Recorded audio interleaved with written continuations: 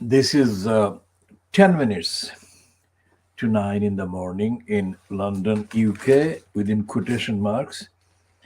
And the quotation marks get more pronounced today in the context of the UK by this headline, because it seems that Nicola Sturgeon,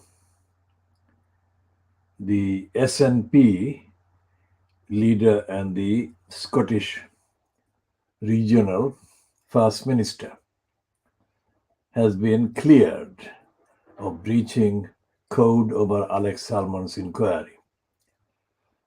Last week, all the headings were that Nicola Sturgeon was sunk, that she was done for. Now, this report suggests that she is going to resume the campaign for an independent Scotland. And that is the main issue which was exploited by Fleet Street and their masters and mistresses, political masters and mistresses, typified by the congenital liar Boris Johnson.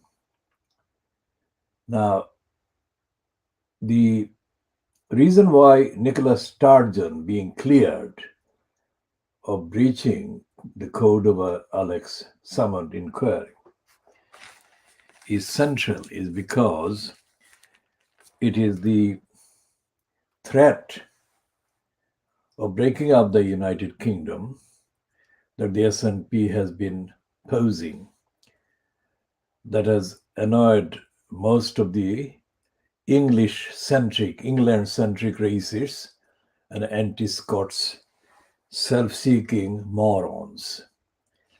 It is those morons that are threatening the UK because of the racist hostility both to the people of Scotland and also to the people of Wales.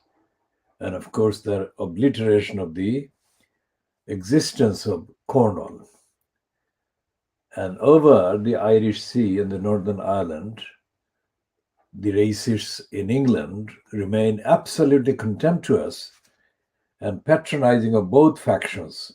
Those in the Northern Ireland kind of region where they want to remain in the UK and those who don't want to remain in the UK. As successive Brexiteering morons and liars and crooks like Jacob Rees-Mogg, like Boris Johnson and others have shown, they have said that they are prepared to lose Northern Ireland as part of the UK rather than concede that their stupid Brexit was a disaster that was threatening everything that has been known under the so-called UK for decades, hundreds of years.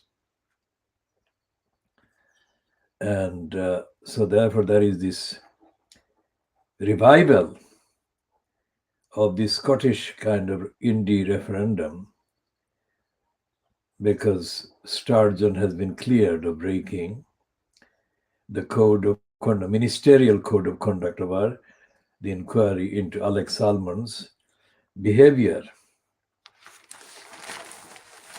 And it is very likely that the cause for Scottish independence will survive and overcome the Fleet Street kind of propaganda that was capitalizing on the chance that Nicola Sturgeon would be actually found to have broken the code of conduct, which would have meant that she would have to resign as leader and as First Minister, and the impetus and the kind of appeal for the Indie Ref in the next few years would have been lost.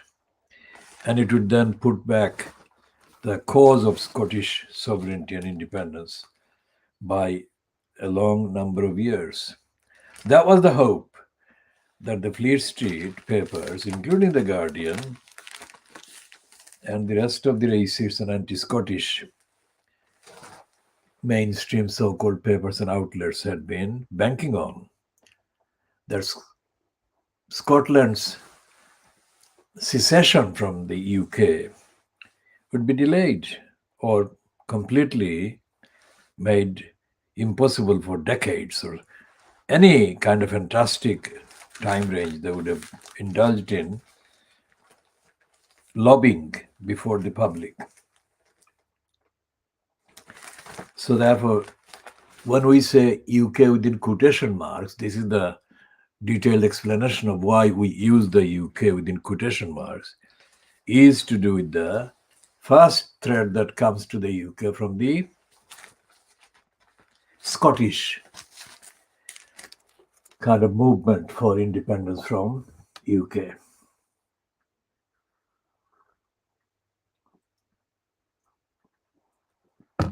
And that movement has received what they call Philip, Philip, Philip.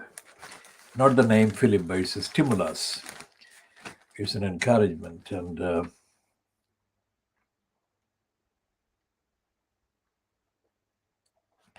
the Guardian is saying that Nicola Sturgeon is saying that she's going to focus her mind and attention on the Scottish elections in Scotland that are due to be held in 6 weeks' time, and so on. So that's the first one, obviously, because depending on the actual performance at the May elections, the kind of continuing impact on the appeal for IndieRef would be watchable and worth watching, and it would be watched. And in the meantime, in the run-up to that election, 6 weeks, it is possible that Johnson and his cabal would be looking for alternative ways to show Nicola Sturgeon in a diminished political role.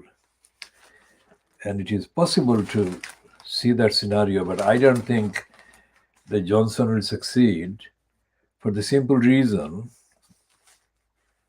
that apart from that suspicion that Nicola Sturgeon had broken the ministerial code over the inquiry into Alex Salmond's alleged sexual harassment of various members of the staff while he was incumbent as the Scottish First Minister and the Scottish National Party's leader. Apart from that possibility that Nicola Sturgeon might have broken the code of conduct,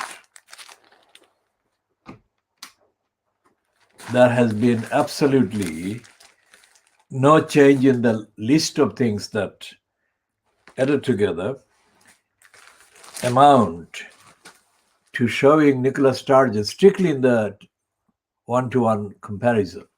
Nicola Sturgeon in comparison with Boris Johnson as less unfit for purpose than Boris Johnson is. Let's put it this way.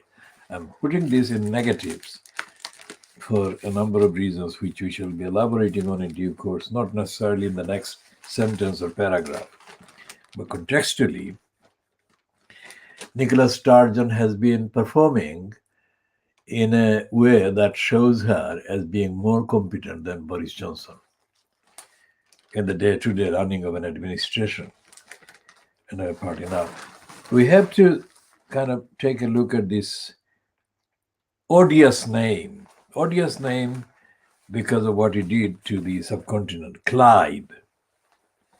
Robert Clive. Now, Robert Clive is an odious name for a whole range of things, including the fact that he was a congenital liar, and he was, of course, a racist and a crook and a criminal, and he was there on the false pretense that he was running a business, East India Company. So he created that traitor, Mir Zafar Ali Khan, and he lured him and he bribed him and he misled him, and he then destroyed him after he got Sirajuddaulah out of the power in the three countries, Bihar, Orissa, and Bengal in 1757.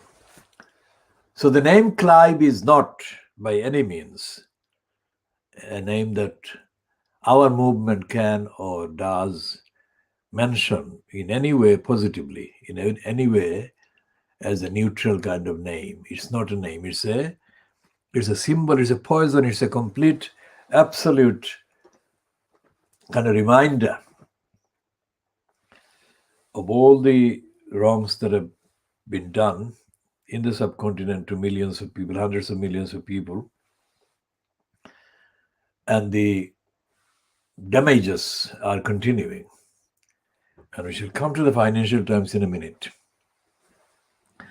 Why we call these damages continuing? Because first of all, the poverty that is the main reason for any number of people from the subcontinent to want to do what is called migrate.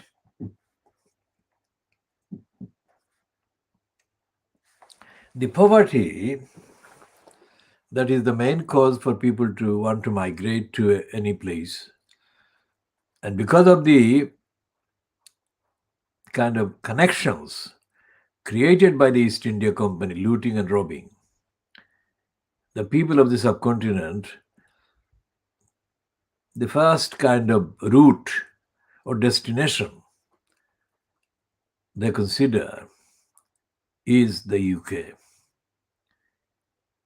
And that actually alters the fact that the people from the subcontinent want to go to UK or come to UK to, quote, better themselves in terms of economic condition is a bad thing, because migration is a degeneration and a loss of most rights and most amenities and most entitlements, and the actual betterment and improving of the economic condition is elusive, more elusive than achieved material reality. And people with objectively defined high kind of level of schooling and high level of skills are deprived of the basic humanity and human rights and entitlements and dignity because of the continuation of the comparison, which is that people in the subcontinent or any other part of the world where those parts have been colonized are by that fact less equal than the people in the population of the demography in the UK, the colonizing country's population. So that is an absolute, complete, utter corruption of the reality. And that corruption continues, perpetuated to this day. And the bank, which is normally known as Black Rock, which has been called White Rock, has been the subject of an open letter recently published by Esma Bengabsia, who the Financial Times call a Muslim, whose complaints include being called a Grinch for not wearing a Christmas sweater. And she wrote the letter to Chief Executive Larry Fink. The next sentence the Financial Times says, a black ex-employee has also sued Black Group, the group, which styles itself as a responsible capitalism champion. This is the kind of language that is used by crooks and criminals in the propaganda. Absolutely. Capitalism champion. Capitalism cannot be championed. It cannot be championed. It's not some kind of hidden secret. Capitalism, a brazen system of robbery and looting and lying. And it thrives on and it depends on, it relies on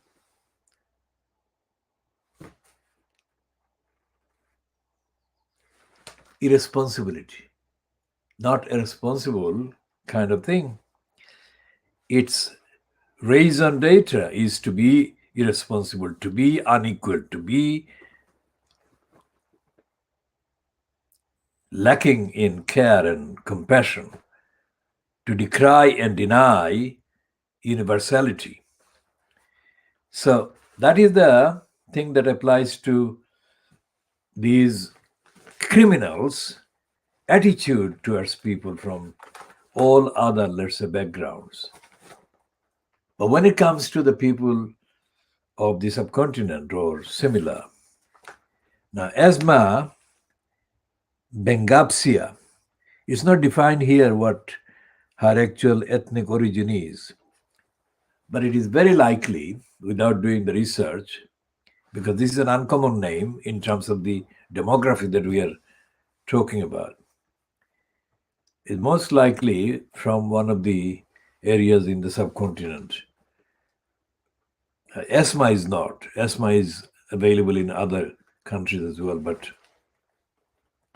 Bengapsia sounds like very much linguistically next door to the groups and tribes and ethnicities that have the name Beng or Benga, at the beginning.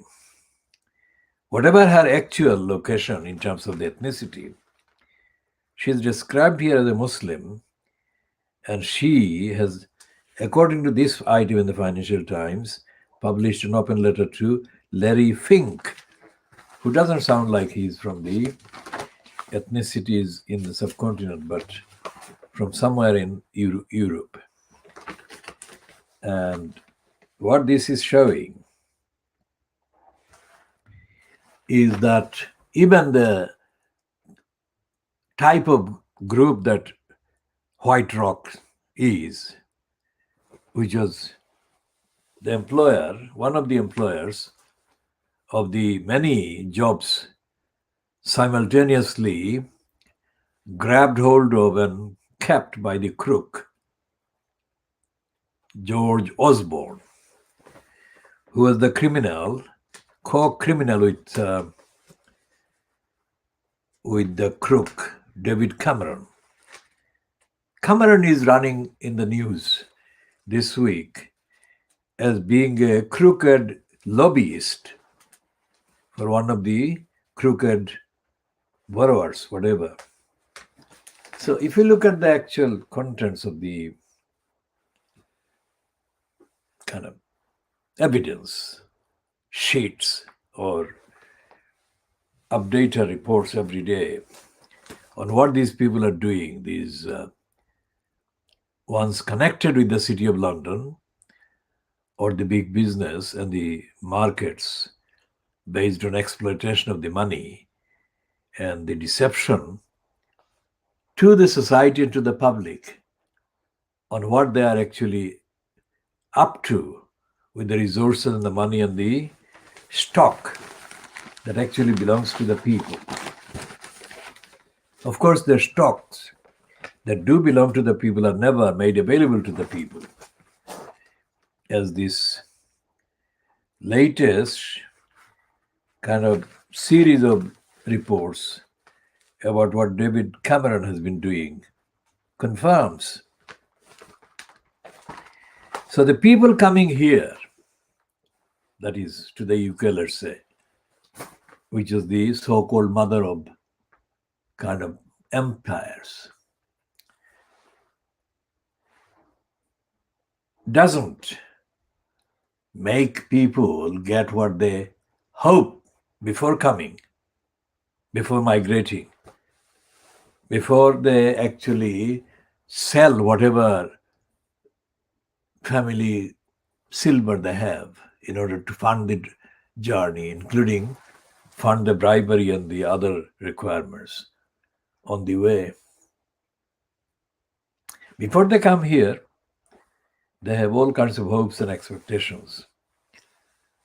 And when they arrive, they are subjected to steps and steps and steps, a series of robbery. They take away their self-respect for a start, their dignity, their identity, and their confidence and their ability, therefore, to kind of, in a neutral way, to prosper, that is to say, gain the material possessions or material wealth or capacities that would contribute to their translating those by making things better back at home, which is what the pattern is, that the people migrate to a destination and then they begin to remit currency or cash back to the relations or families. Most people have relatives, not necessarily families, but most people have relatives, and the relatives are very appreciative of the contributions that the remittance each time kind of represents. And there is then a serial cycle of events that actually begins in each kind of unit. The people who are relatives or families back home. And those then construct a false and unreliable picture of the capacity of the person who has emigrated. And they suppose that this person has got more capacity, more abilities, and crucially more freedoms to be able to earn more money and then to continue to send them the money. And so therefore there has developed a complete perversion of the original plan, that is plan A, which is to migrate to a place far away, thousands of miles away, and then earn enough money, much more money than locally available in the originating country or society or region. And that disproportionate amount of money becomes a mirage, and it inflates the expectation of the people at the receiving end.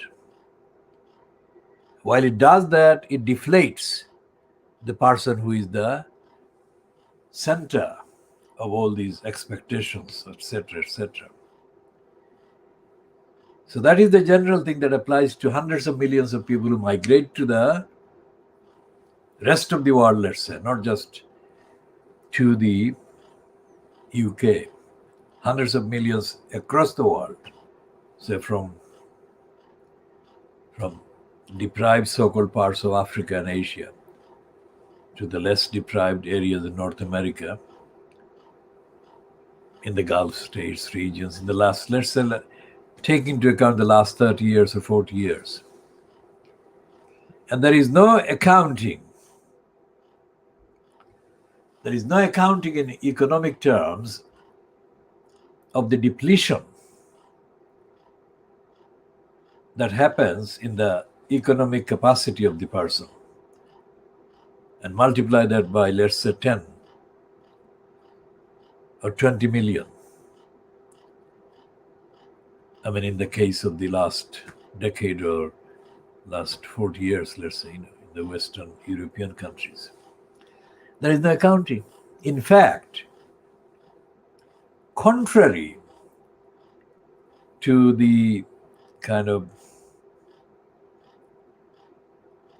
creepy propaganda claims made by the United Nations bureaucracy, as fronted by the most embarrassing, dishonest occupant of the post of Secretary General. I'm not saying the previous ones were any less dishonest, but the comparison between Antonio Guterres and his predecessors in that same post is that he is the most self-exhibiting and self-promoting kind of occupant that has been there in the post for decades. In fact, since Dag Hammarskjöld was murdered, Dag Hammarskjöld was the Swedish occupant of that post in the 1960s. Dag Hammarskjöld was murdered, and after that, the United Nations has not had a Secretary General who has shown anything like the commitment, universality that Dag Hammarskjöld showed. And not only has the occupant in the office of Secretary General kind of been completely disappointing and a disaster, the rest of the bureaucracy and rest of the kind of post holders have been equally absolutely uninspiring and lacking in any engagement with the aims and objects, the founding aims and objects of the United Nations organization in the 1940s. So there is no international forum, let alone an international dynamic process of auditing the economic and social and humanitarian impacts of migration. So there is a complete, absolute lack of analysis. That is to say, there is no enlightened, reliable, coherent way forward out of the quagmire and nightmare of migration life. And this woman is not a migrant as such, apparently, because if she was employed at Black Rock, White Rock, she would have been kind of required to have a direct Western kind of Western or British-based upbringing and schooling. So she was. It takes us to Shamima Begum, doesn't it? Shamima Begum has been deprived of her citizenship by birth, British citizenship by birth. And she has not been. I'll come to Robert Clive in a minute, but this Esma Bengabsia is not another Shamima Begum in the actual CB, but she's another Shamima Begum in being denied her rights, which she would not have been robbed of had she been white.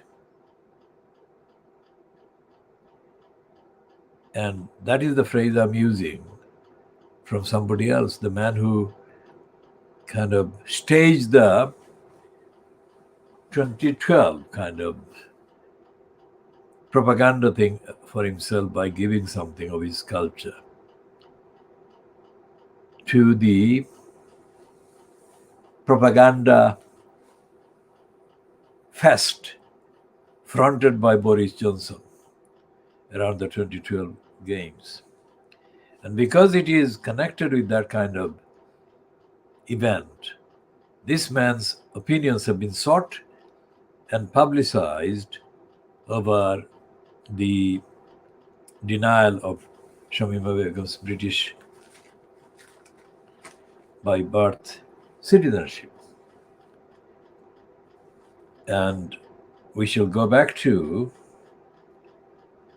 the point that it doesn't matter whether Shamima Begum was accused of something different from this Esma Bengapsia must have been accused of internally, or must have been treated as being a kind of open to be being accused of.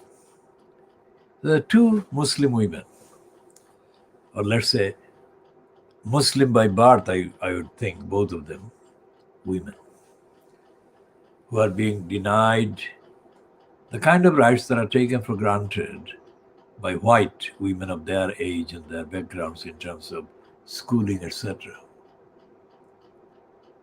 And that shows that what damage Robert Clive did is persisting and being perpetrated and perpetuated with aggressive forms under Johnson, and on the other hand under the so-called opposition misled by Keir Starmer. Now, this piece in The Guardian today is of course not exclusive to The Guardian. On page 3, where there is a name called Clive in The Guardian.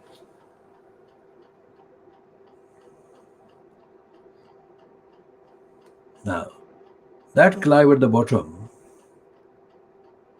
is Clive Myrie, one of the African origin, very black-skinned British mainstream media persons. And Clive Myrie is an idiot, as the records of his utterances and his undermining glances at Muslim participants and Muslim persons featured in the news he has presented and reported on confirm.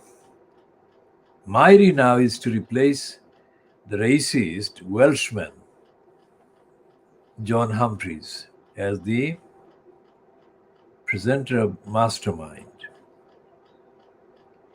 which they say started in 1972. And The Guardian says, typically Guardian, has been presented exclusively by men, including Magnuson, Peter Snow, Clive Anderson, and Humphreys. The broadcaster Samira Ahmed had been tipped last month to become the show's first female presenter. Now, this is a stupid, absolutely racist, and corrupt piece in The Guardian. I mean, Samira Ahmed is the definitive stooge for anti-Muslim racists in the mainstream BBC media. And Clive Myrie is a notorious anti-Muslim moron.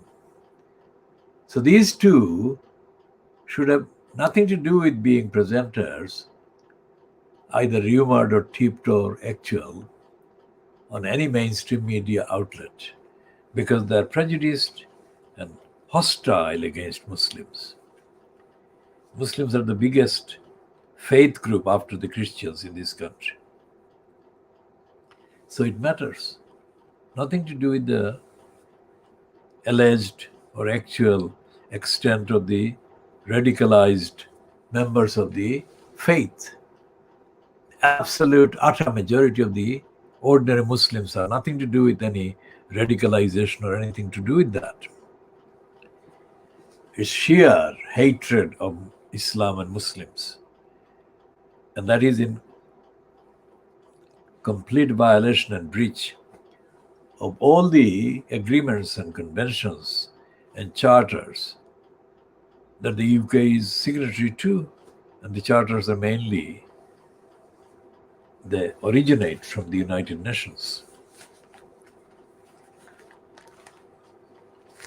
So that's Mairi.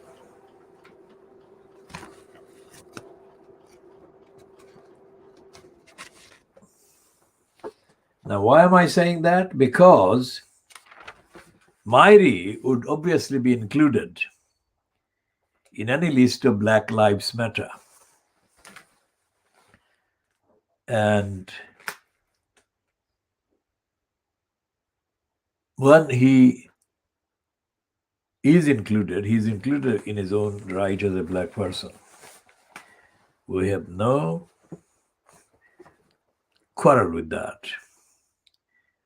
But when he is in place, say for a very long time, he has been fronting the BBC News in the evening, BBC News channel, not the local BBC News, but he has been doing that in terms of the domestic version as well. But his main presentation,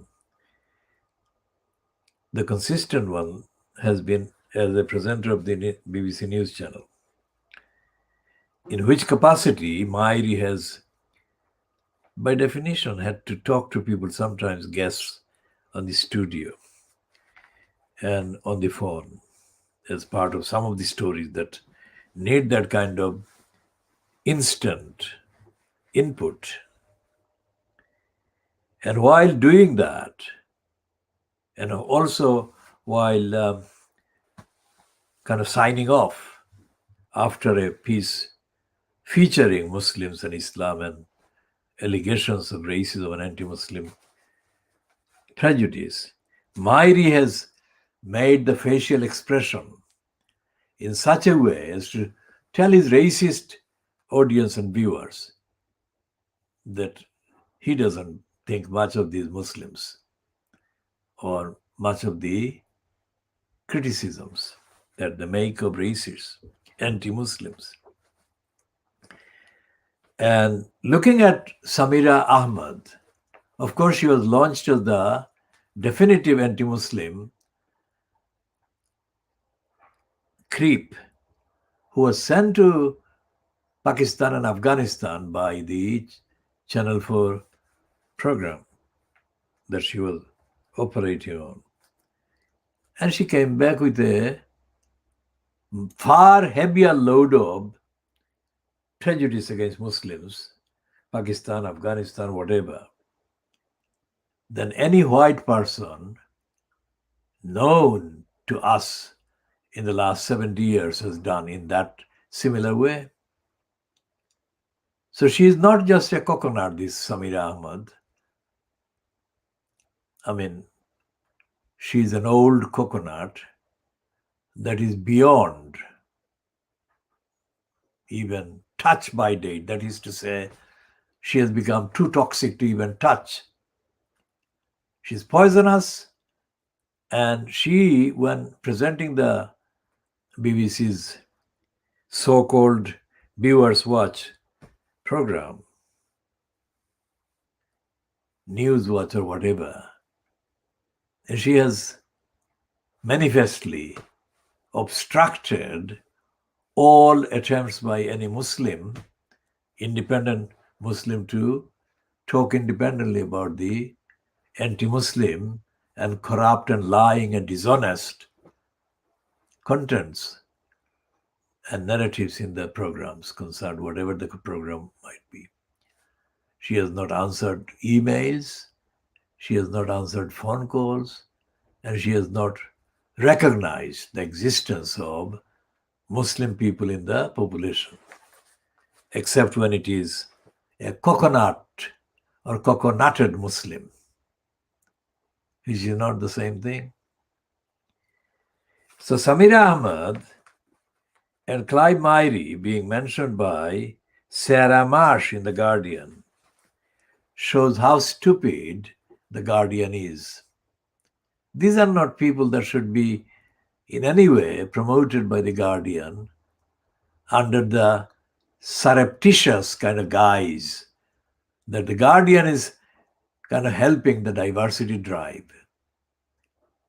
The BBC chose Clive Mairi because he's like an Abel Muzarewa in Southern Africa. I mean, looks very dark, very black, but he is very, very anti the black people and the history of the black people struggle. And I include, based on the similarities in the struggles, in the black category, people from both Africa and Asia, heritage wise, background wise. I mean, Abel Muzarewa was a so called bishop. Now, I have absolutely no time for the violent and corrupt and criminal and fascistic regimes that have taken place, kind of the power in Rhodesia, in Zimbabwe. I have no time at all, and I shouldn't have any time for them. Because they have been absolutely corrupt and criminal. The fact that I considered them on the evidence absolutely corrupt and criminal, remember the point, the ethical point I'm making here, does not then lend itself to be used to justify any lies against these corrupt, dishonest individuals. Think the sophistication of this distinction. And it's not easy to appreciate the kind of distinction that I make every day.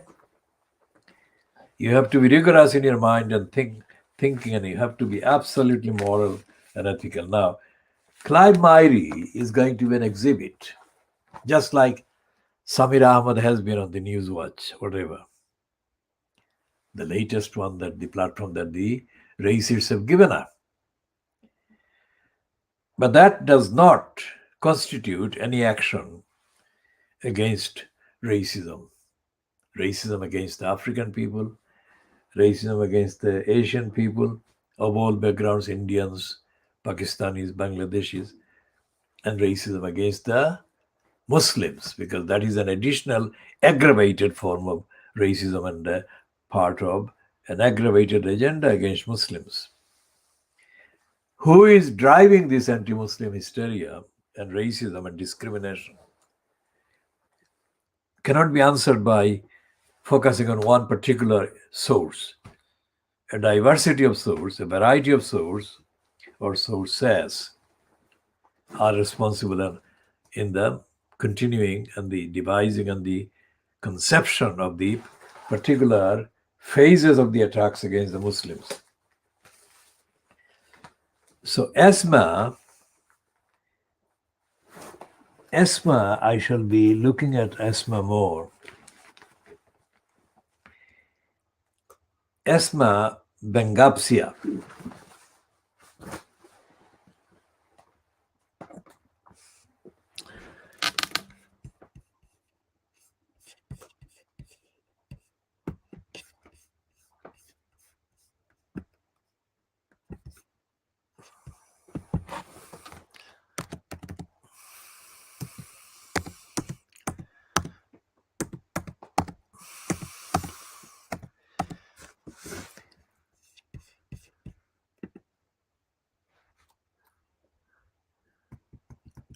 So Esma Bengapsia has got an LinkedIn entry which calls her Senior Associate, Sustainable and Impact Investing, whatever, and she's shown as being in Greater Philadelphia. And it says that she's an investor by profession and social justice advocate by passion. She's an enthusiast of financial inclusion and socio-economic justice across racial, gender, and geographical lines. Ms. Bengapsia is a senior associate in sustainable and impact investing at an investment and wealth management firm where she is responsible for researching and identifying investment opportunities in global public markets. Most recently, Ms. Bengapsia published her findings on racial equity investment in a report titled Racial Equity Investing Opportunities for Impact and Alpha. In addition, Ms. Bengapsia is a World Economic Forum Global Shaper in Philadelphia and a board member of the American Muslim Community Foundation, which seeks to sustain grassroots movements by establishing endowments for community groups that advance spiritual well-being and social justice. Ms. Bengapsia earned a Bachelor of Science degree at New York University's Stern School of Business, where she studied finance, computing, and data science and politics. Her favorite quote is, "But still, like air, I'll rise." Now that is a quote apparently from Maya Angelou.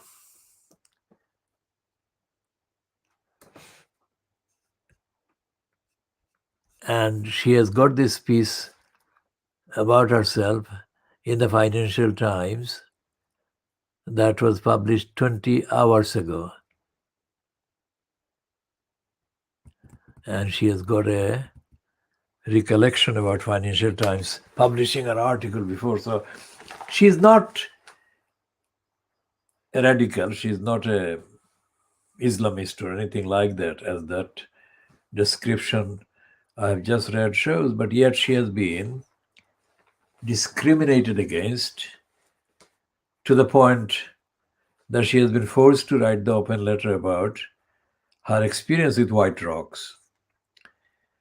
And it seems that she is an American settled person, but she has been involved with Black Rocks. Now, we go back to Clive Myrie again, just after the next bit. We look at the contents of the piece in today's Financial Times that she has got on her LinkedIn connection.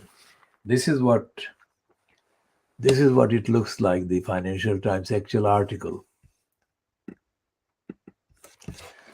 So this is what she is featuring in a LinkedIn kind of post, and this is the size of it.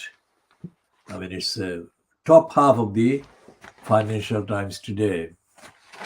She's not like a Shamima Begum, but she is being treated like Shamima Begum. Common thing they have is that both of them have been discriminated against racistly and also as based on their faith.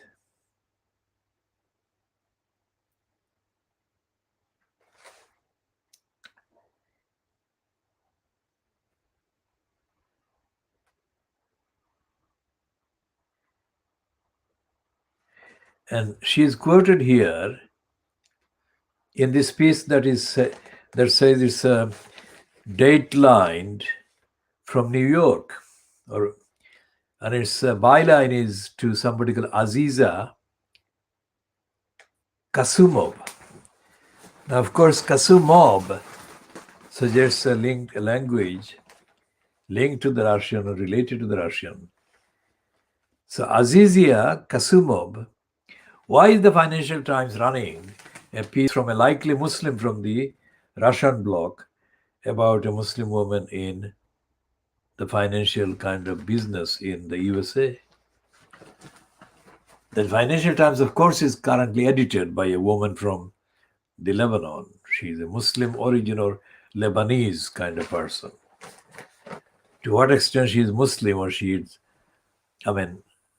how far has she moved away from being a Muslim because of her employment as the, at least, editor on show editor of the Financial Times, I'm sure, is not known, but it will be known. And it will be known to us by looking at the contents. Now, the Financial Times, as I said, I've known several persons at the Financial Times, and for one reason or another, all of them have turned out to be shallow, let's say. Now, this one says, when this Azizia Kasumov writes from New York about Esma Bengabsia as follows. When Esma Bengabsia joined BlackRock full-time in 2018, she thought she had found the perfect launch pad for her career. Born and raised in the US, so we know she wasn't born in the UK. She was born and raised in the US. The New York University graduate looked forward to becoming one of the first hijab-wearing Muslims to work on the trading floor of the world's largest asset management manager, a company known for promoting sustainable capitalism. Her ideal ended quickly, she says. One colleague ridiculed her for saying Assalamu alaikum, a greeting in Arabic, on the phone with her parents, while another accused her of slacking off because she took short breaks to pray in the Muslim tradition. She was called a Grinch for not wearing a Christmas sweater at a festive season party and told to be American when she said she did not celebrate the holiday. With her headphones on, she overheard a male colleague who often leered at her, asking members of their team whether he should touch her and if that would constitute sexual harassment, as her co-workers egged him on. Even for a Muslim woman who had grown up in post 9/11 America, it was too much to take. She complained to BlackRock's Human Resources Department, but was told her claims of discrimination or harassment could not be corroborated. So what they're doing is that calling her a liar.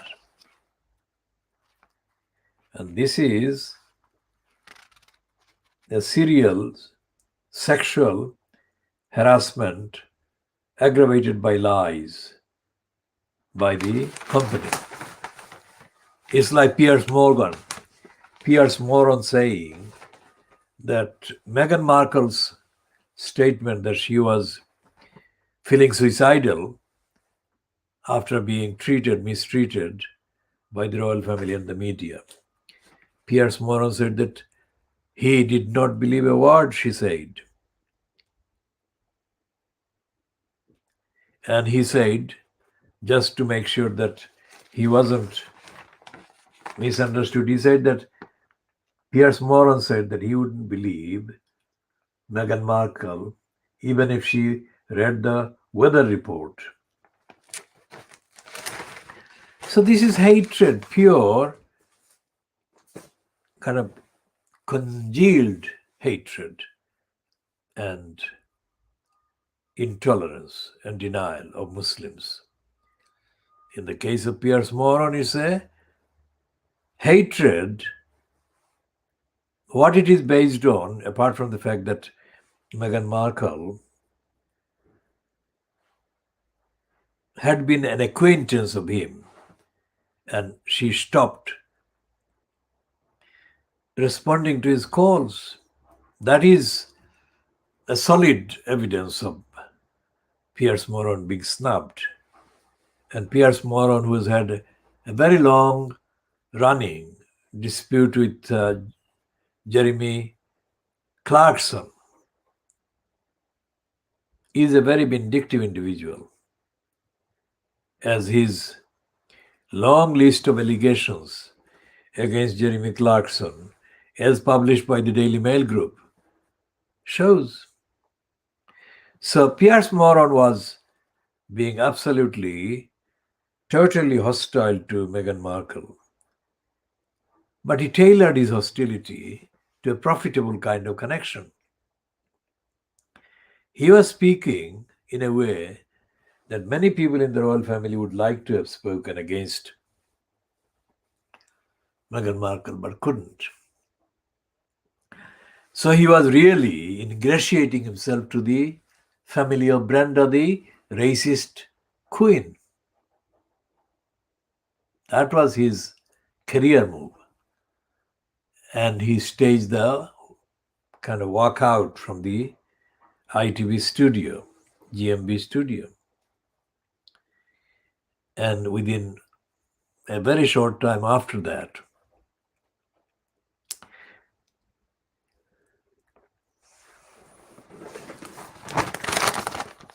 Piers Morgan was greeted with unprecedented offers of high-profile platform by the likes of Andrew Neil, Brilopad Neil, who is about to launch his new channel.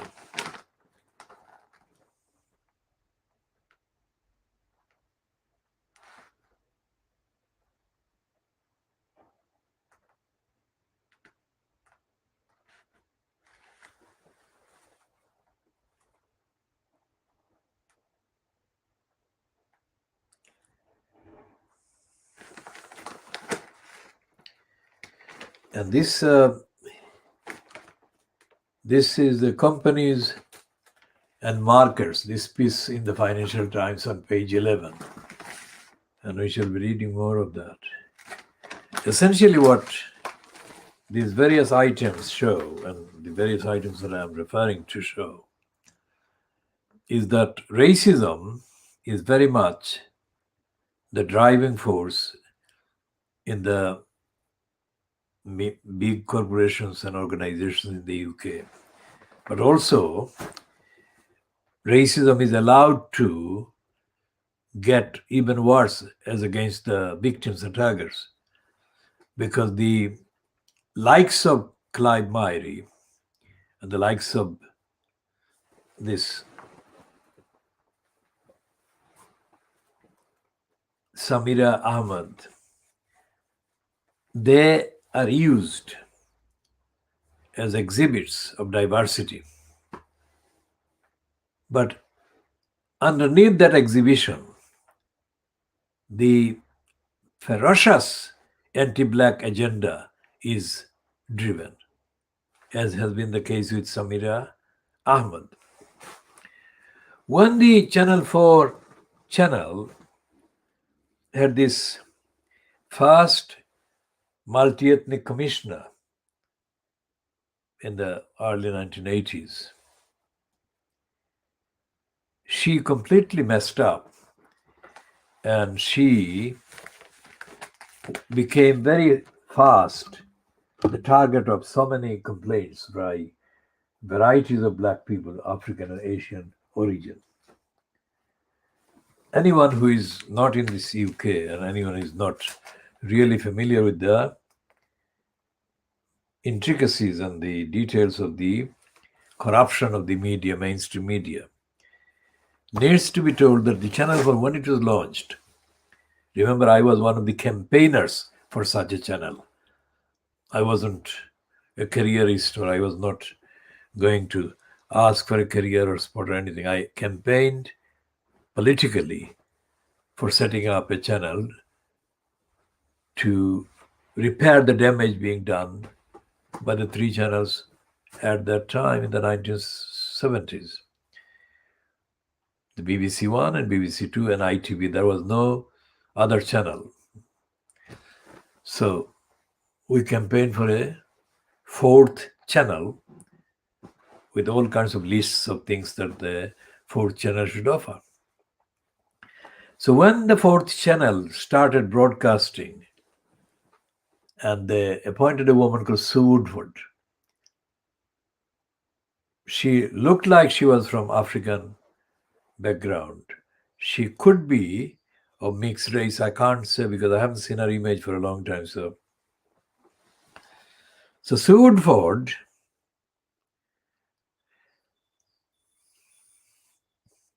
became an embarrassment to all kind of thinking people that had been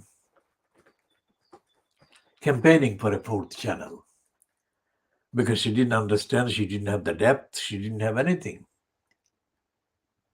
So I had to do the campaign to get rid of her. And I think immediately as a result of her departure from Channel 4, she was relocated in the USA somewhere. I never followed up what she did next. But whatever she did would be similar. Not maybe causing as much damage to the demography, but she would not change the ideology. She was an empty, blank person in the context of what we're talking about. Then she was kind of, look at this, sequence. All my campaigns that have as targets the likes of the Channel 4, let's say corporate entity, all my campaigns end up being abused and exploited by some criminal. Afterwards, I got rid of Sue Woodward or Woodward, whatever her last name is. I'll check it and update the records accordingly.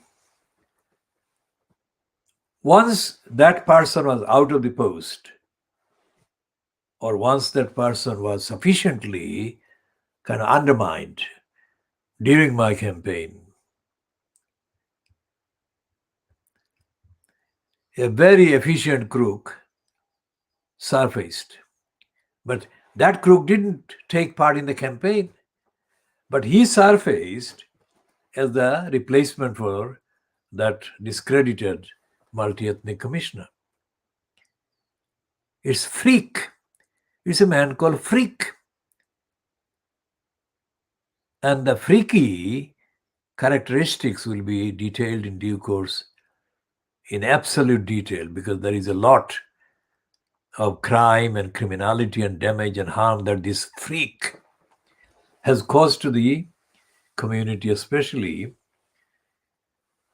multifaceted damage that this freak has done to the Bangladeshis in Tower Hamlets and from there to the other parts of the community. And when we got rid of this person, the first incumbent of the multi-ethnic editor, we expected that the founding campaigners, if you like, or the campaigners who helped establish the Channel 4, the aims and objects that we actually had campaigned for would be represented in the conduct and the behavior of these new or next occupant in the post of the multi-ethnic commissioner or multi-ethnic editor. Far from that case, it wasn't. And as other things that Freak Dondi has done to abuse his position and to give commission, for example, the film, the Indian kind of based film about this Indian woman who was exploited, extremely exploited. But the commission was given to Freak Dondi's former wife, a woman called Mala Dondi. And there was no scrutiny, there was nothing. Because when it comes to actual rigorous analysis and examination of the evidence, Phulon Devi was not some kind of person in the UK. Phulon Devi was a known kind of entity as a dakat or a robber, as a queen. I mean, she had been raped and she had been abused by the Brahmins and other perpetrators, and she gained kind of a profile because of her resistance to these Brahmins and revenge that she took. And all of that qualified her to be the subject of a very necessary and very important profile or series of profiles.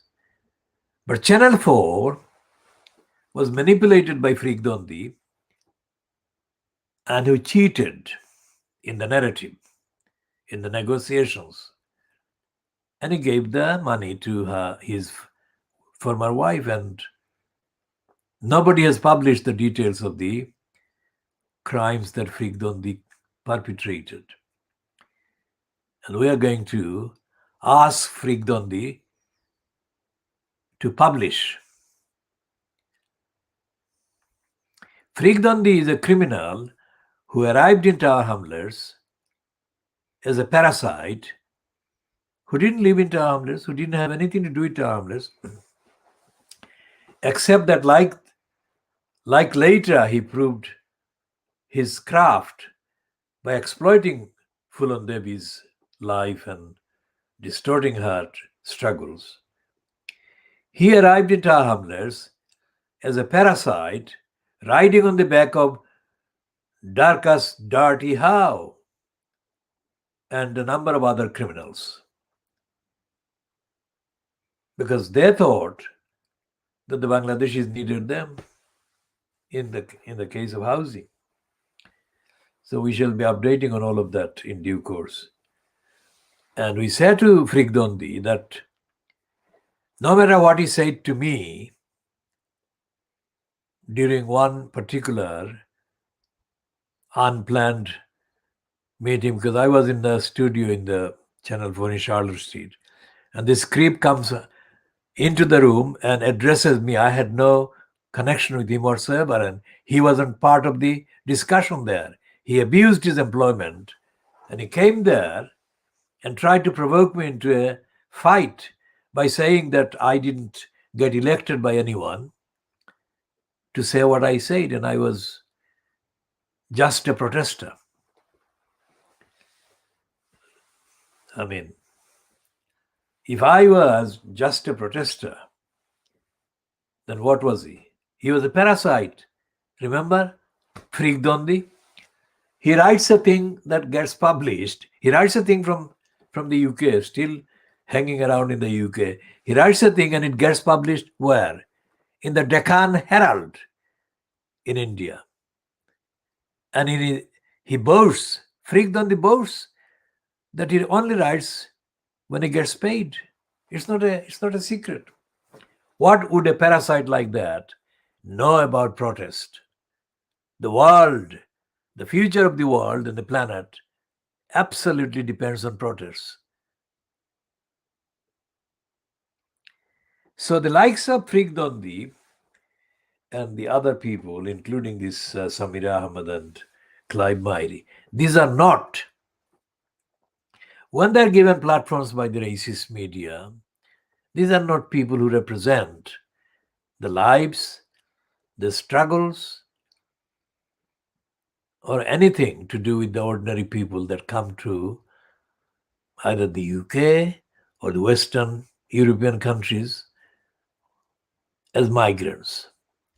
So all the forums, all the platforms in the mainstream are obstructing the basic truth from being told about people's lives and people's rights and people's demands and people's humanity.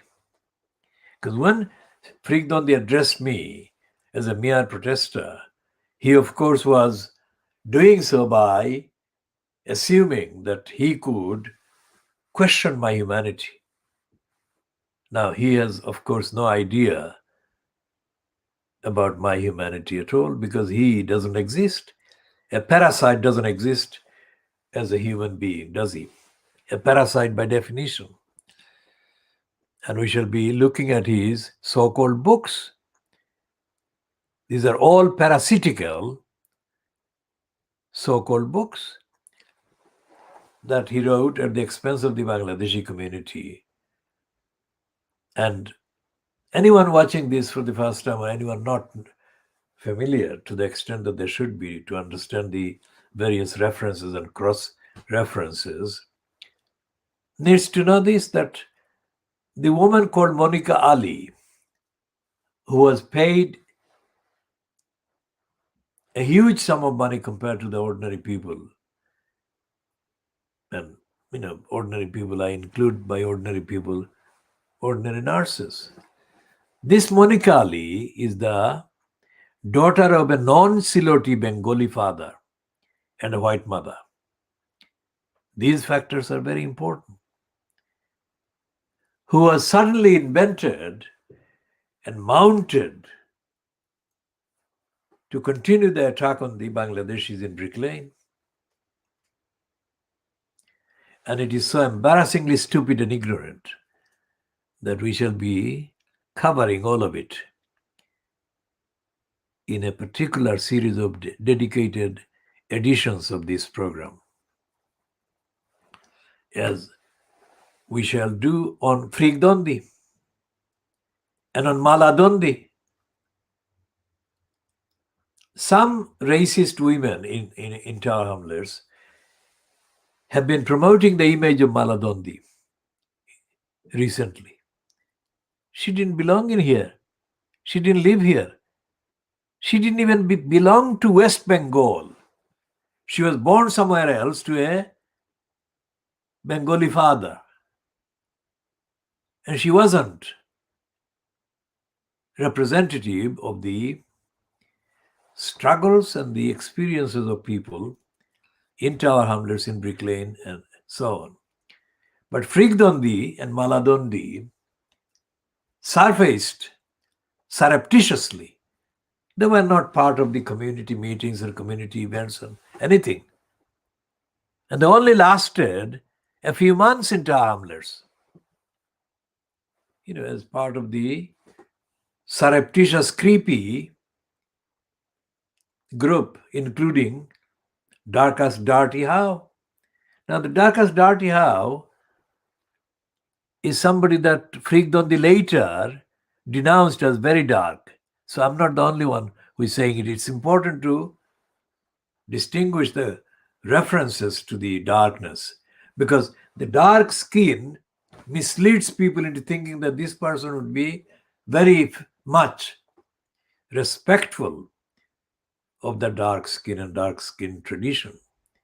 Dirty How abused a lot of Asian women, sexually and otherwise, as he confessed. So he didn't have a solidarity, ethical or moral solidarity with the community in Tower Hamlets at all. Quite why he and Frigdondi decided to exploit what they thought was a market they could exploit of homeless Bangladeshi families in Tower Hamlets in the 1970s. It's not a mystery, because they really did believe that our community was vulnerable to being exploited by the likes of them, and they did exploit them. But the whole duration lasted only few hours. But all the racists in Fleet Street or in the neighborhood, when they refer to that, they exaggerate and amplify and multiply the length of time that these creeps stayed in Tower Hamlets and did whatever they did. And whatever they did was glorified out of all reasonable, rational, kind of factual connections. When the BBC 2 broadcast a 4-part series of complete and utter lies and racist idiocy called King of the Ghetto during May 1986 on Thursdays, the last one being on the 22nd of May 1986, and written by this parasite Frigdondi. So what we'll be doing as part of the campaign will be demanding from both Channel 4 and the BBC significant damages and compensations to the community and to our campaign. Remember this, Frigdondi. We are not even we haven't even started on you. You parasite. And the same applies to the behavior of Samira Ahmed.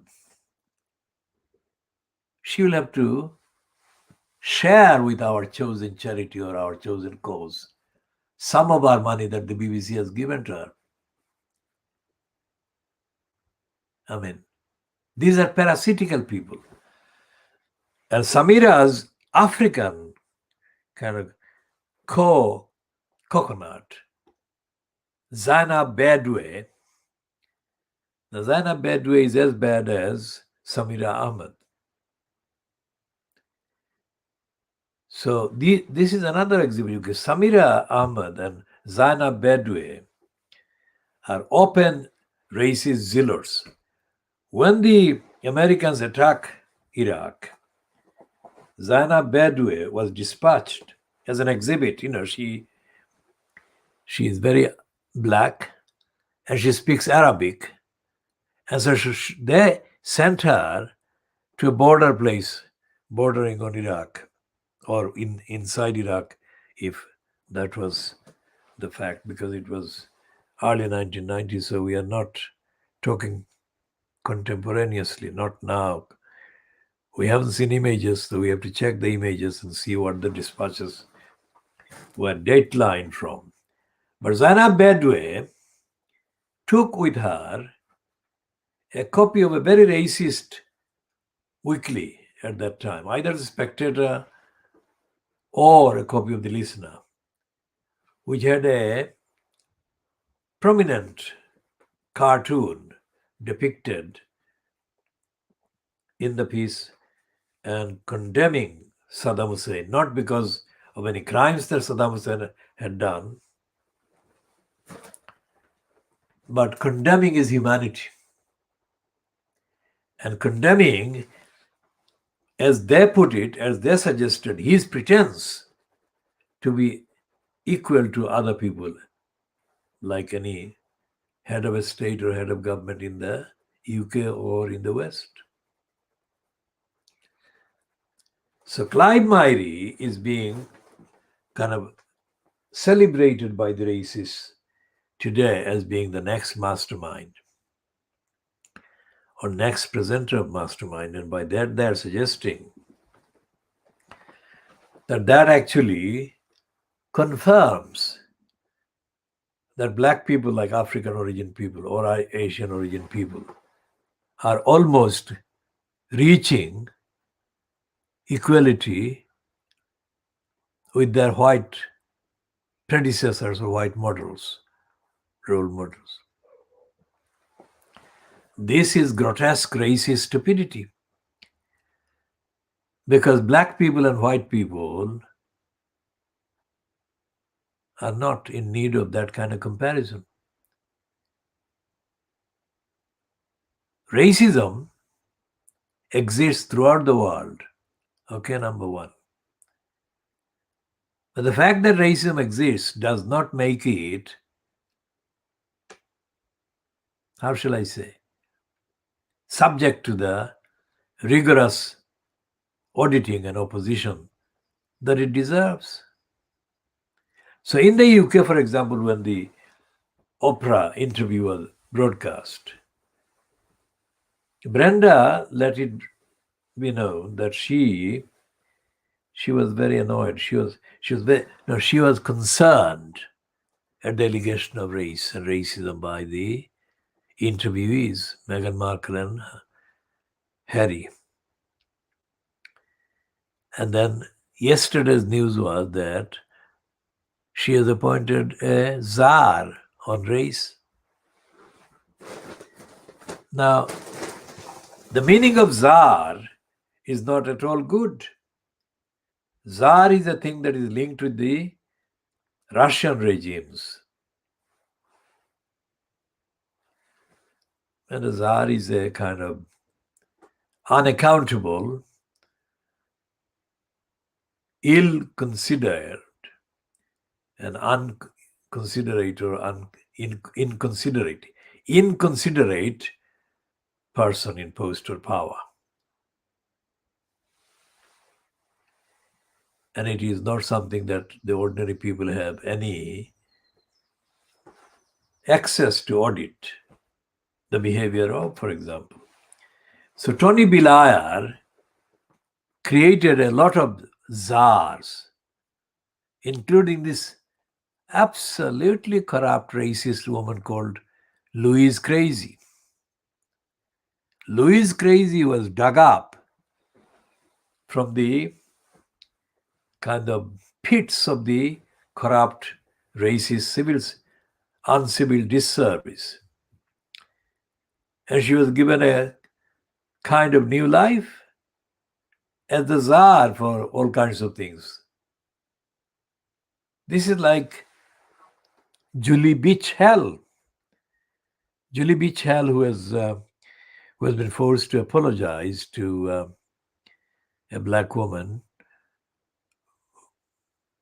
whose name is very, very odd, because I have said, and I'm going to say it again, this particular individual who has a name that suggests very much that she is a Hindu person, not a Muslim person. I'm going by the name. And the other thing is that in her history, like let's say in the last 2-3 years, when she has been given increasing platforms on the media, this person has grotesquely exhibited her kind of behavior in terms of sex. She has boasted that she has brazenly boasted that she wants unlimited sex. That is totally anathema to Muslim public pronouncements, individual Muslims. I don't know of any Muslim who has ever said anything like that about their personal life, and yet this person, we have supported this person when they have been attacked by Julie Beachell. Notice what we do. We totally disapprove of this person's boasts about sex in the way that she has done, and yet we have supported her human rights when she has been attacked by Julie Beachell. And we shall be continuing with these similar kind of persons, because that is the reality of universality.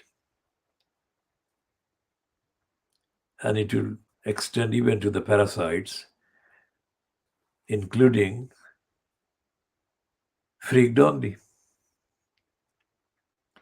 As I said before, not today, but I said about the 1981 UK-wide conference that I had organized via the Commission for Racist Enslavement in Birmingham. And I was de facto the main keynote speaker at the launching event on a Friday. The whole thing lasted for the weekend. So it started in the evening on Friday, and it went on during Saturday and Sunday, ending on Sunday. And during the evening or early morning of Saturday, we sat down on the flash floor of the hotel to draft the speech for the main event that was going to take place on the Saturday. So I was dictating the draft, if you like, and the others taking my dictation down, or those who were supposed to be taking my dictation down by hand. There was no typewriter, there was no internet, 1981. So included Alex Pascal. Alex Pascal was the presenter of the Radio London, BBC Radio London, Black Londoner. And there was a man called Mukhtar. He's a Senegalese man. Can't remember this minute what his other name or other part of his name was. And Robert Govinda, the journalist who actually practiced in South Africa before coming to the UK, who is no longer around with us. He's passed away. So when I started, I mean, obviously, some of the sentences were not too short. Some of the sentences, by definition, had to be, in the preamble, let's say, quite substantial in length. And then once the length was gone through, we went into the body of what would be the speech. And Alex Pascal and this Mukhtar quite clearly became very nervous, and they were not able to focus on the contents. And one of them, or both of them, threatened to jump out the window. They were showing desperate signs of psychological instability of a nature that forced me to bring an end to the dictation of the speech. Why am I saying this? Because that is reality, that is what happened. And the reason why it happened was because of the rigor that I had put in the contents.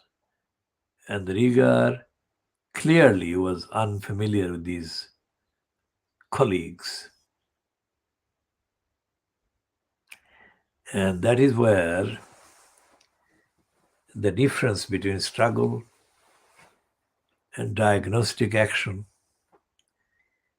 and the opposite, the alternative, either parasite or completely clueless, that difference come in there. And when I began to present what is called the plenary session in the morning on Saturday,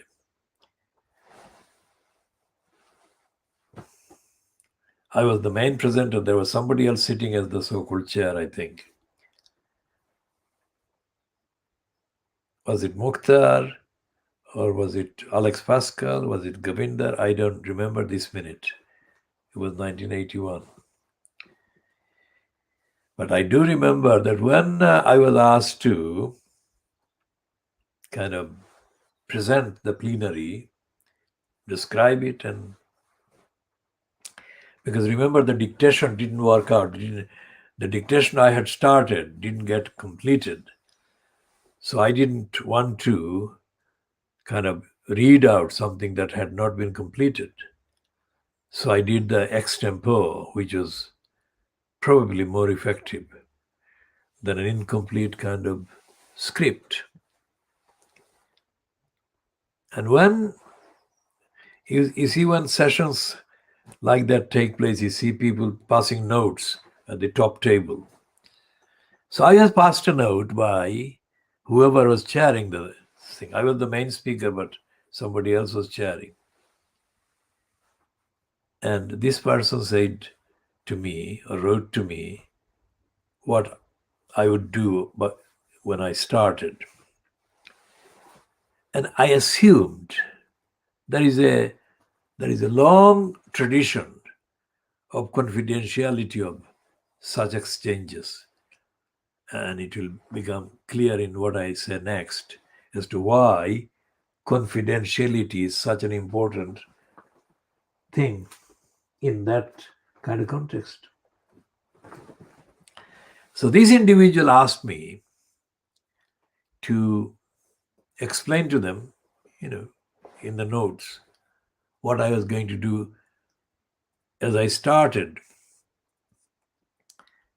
And I said, completely confidentiality, completely in confidence, that I would make them laugh. That is to say, lighten the atmosphere. It's not to make them laugh as it telling jokes or something, but I'd make them come to ease and attend, and that is a better approach to carrying the audience with you. I'd tell a few jokes in really kind of considered way, make them laugh, and then come along. Now, what did the person do next after I wrote that? He read this out to the whole meeting. And it's completely unproductive because although the people laughed at that as well, the point was completely confused. So the main audience at the meeting, although it was against racism and about the media, mainstream media in the UK being, including the BBC. In fact, the BBC was the biggest one in 1981. The Sky wasn't there. Making the BBC less racist and more representative of the population in the contents, in the staff, and all the other things. So I founded this whole idea in terms of holding the BBC to account on race and racism. So that is the event, or that is the symptomatic of the things that I was doing. I wrote 1,000 letters and memos and whatever in the period. In 1 year, 1981, because of the riots and all the other things. So if my colleagues who were, because of the fact that it had been organized by the Commission for Racial Equality at my pressing, nothing to do with me getting any money or anything like that, I politically pressurized the Commission for Racial Equality in 1981 to such an extent that it was forced to convene this weekend conference and spend a very large number of public money in hiring the hotel, paying for the food and everything. This kind of thing had not happened ever, because it was all media people, media people from all the known media outlets, media people belonging to the African and Asian communities and with African and Asian backgrounds. So when it came to the part about the BBC's duties, I was still presenting. I was still answering questions and I was giving explanations. Remember, nothing like that had happened before.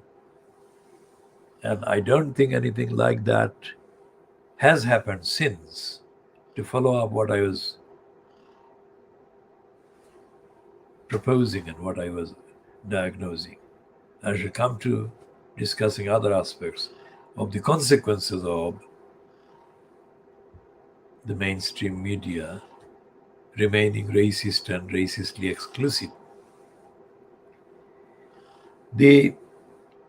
And here is a point about the Financial Times article about this person that was,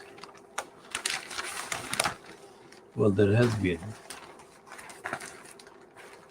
racistly victimized and discriminated against by the Black Rocks, which has earned the name White Rocks or White Rock. The fact that I asked earlier, why has the Financial Times given this article or the commissioned this person to write this piece. A woman called Aziza Kasumov, clearly a Muslim name, a Muslim female name from the Russian bloc, linguistically diagnosing that one. And the answer is partly there because the Financial Times never starts with a paragraph that this one has done, describing quite authentically the summary of the experience of this victim person. So if the mainstream like Fleet Street or the BBC had people from African and Asian backgrounds, genuine African and Asian backgrounds, with genuine commitments to understanding and trying to get across the message based on the evidence of empirical evidence of people's experience of being discriminated against by racists, then change would begin to happen. Not to the extent that it should happen, but it would begin to happen, but not when they have the likes of Clive Myrie or Samira Ahmed in post. Because the amount of money they give to the likes of Samira Ahmed, as they have done, makes her feel less aggrieved and makes her less aggrieved than this person, because she was being targeted for sexual assault by a racist who openly consulted others in the office how he should probably rape her as well, and if he could get away. Now this is happening in New York in an office in the USA, and this is described in the open letter that she has published now in 2021. Now how, this is a woman who was born in the USA, is a US born citizen, young Muslim woman. Although he was born in the USA, she is absolutely clear as to her style, her dress, and everything. And they don't want to let her do it. They want to deny her those rights. She didn't invade the USA as against any bar or barrier that had been put in place by Donald Trump. She hadn't appeared from some other country.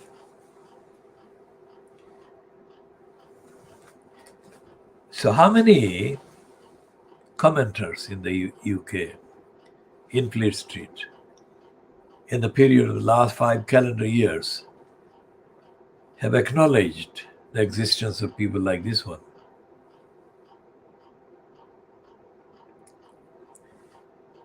People like this one means that looking at her niqab, it is impossible to tell where she is from. She could be from any Muslim country or from any country in the world where she could wear this.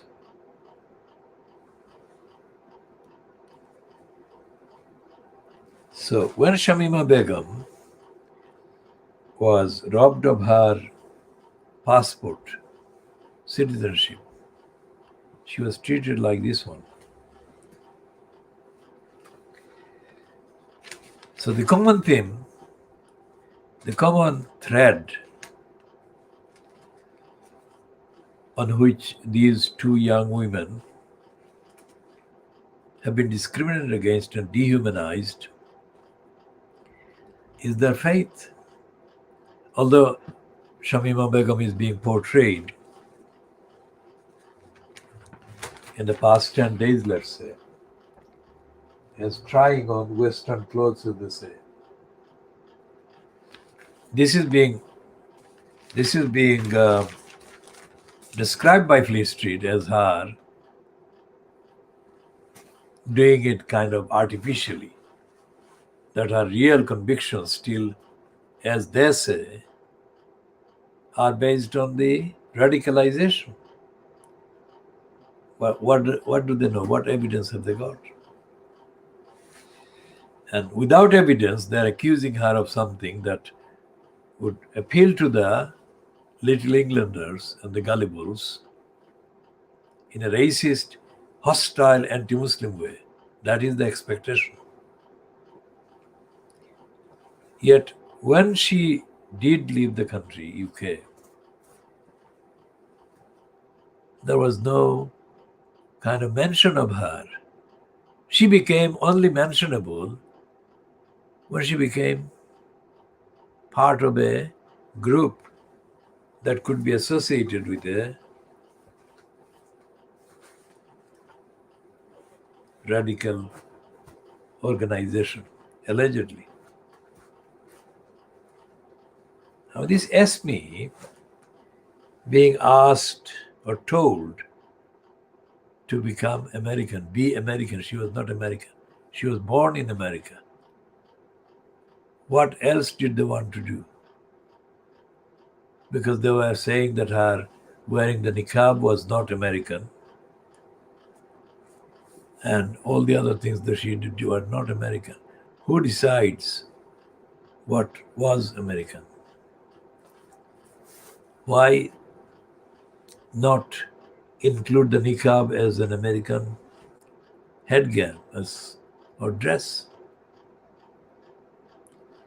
Application to have the niqab included as an American dress should be made, I think. So we have discussed various aspects, and we have focused on Shamima Begum on the one hand, and this Esme. Let me get used to her second name. I haven't memorized it yet. Esma Bengabsia. So Esma Bengabsia is now being tortured, mentally tortured by the racists and anti-Muslims. And this has been only done, or possible to be done, by Fleet Street maintaining a racist denial of equal coverage to her based on strictly on the facts.